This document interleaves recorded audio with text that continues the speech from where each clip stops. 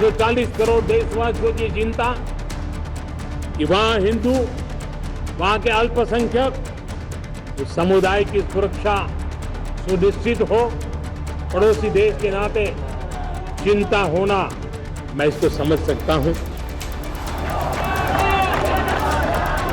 बांग्लादेश में अल्पसंख्यक हिंदुओं पर हो रही हिंसा और नाइंसाफी भारत से लेकर अंतर्राष्ट्रीय स्तर तक में बड़ा मुद्दा बन गया है। भारत ने एक बार फिर बांग्लादेश सरकार से अल्पसंख्यक समुदाय की सुरक्षा सुनिश्चित करने को कहा है।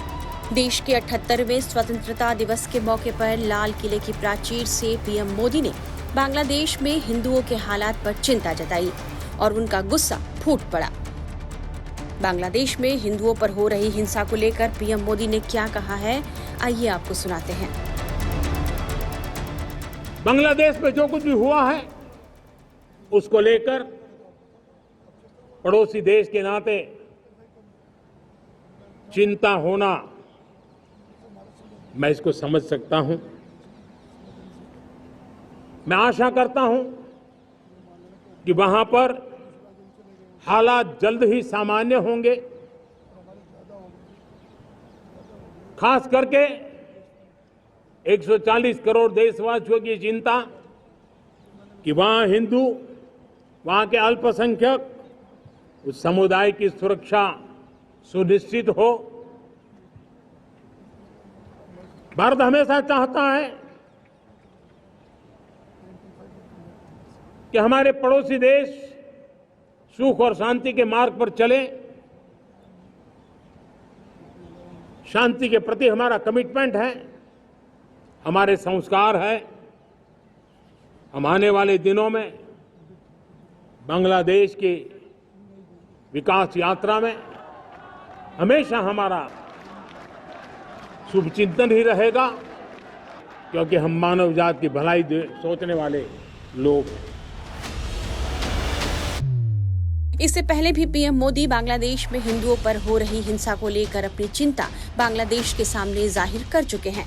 मोहम्मद यूनुस ने जब 8 अगस्त को बतौर अंतरिम सरकार के मुखिया के तौर पर शपथ ली थी, तो उसके बाद प्रधानमंत्री नरेंद्र मोदी ने उन्हें बधाई दी। सोशल मीडिया प्लेटफॉर्म एक्स पर एक पोस्ट के जरिए पीएम मोदी ने बधाई संदेश दिया और साथ ही मोहम्मद यूनुस से ये अपील भी की कि वे वहां मौजूद हिंदुओं की सुरक्षा को सुनिश्चित करें। बांग्लादेश में 5 अगस्त को जब तख्ता पलट हुआ, तो उसके बाद पूर्व प्रधानमंत्री शेख हसीना ने जैसे ही बांग्लादेश छोड़ा, वहां के अल्पसंख्यक हिंदुओं पर मानो कहर टूट पड़ा। वे कट्टरपंथियों के निशाने पर आ गए, उनके घरों पर हमले हुए, उनकी दुकानें लूट ली गईं, कई मंदिरों को तोड़े गए।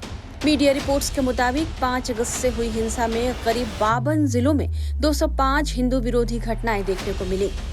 कई हिंदुओं की हत्याएं भी कर दी गईं। वहीं Bangladesh national Hindu grand alliance ने यह आरोप लगाया है कि 5 अगस्त को शेख हसीना की अगुवाई वाली सरकार के पतन के बाद से अल्पसंख्यक समुदाय को 48 जिलों में 278 स्थानों पर हमलों और धमकियों का सामना करना पड़ा है।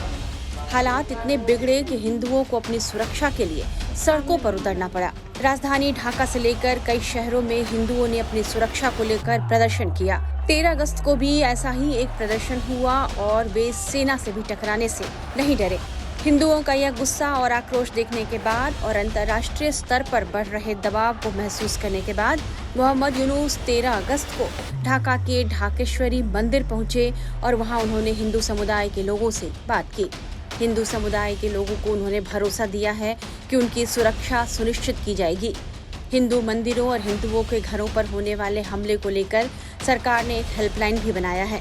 यूनुस सरकार के इस कदम को हिंदू समुदाय में विश्वास बहाली के तौर पर देखा जा रहा है और उम्मीद की जानी चाहिए कि मोहम्मद यूनुस प्रधानमंत्री नरेंद्र मोदी की अपील पर भी गौर जरूर करेंगे।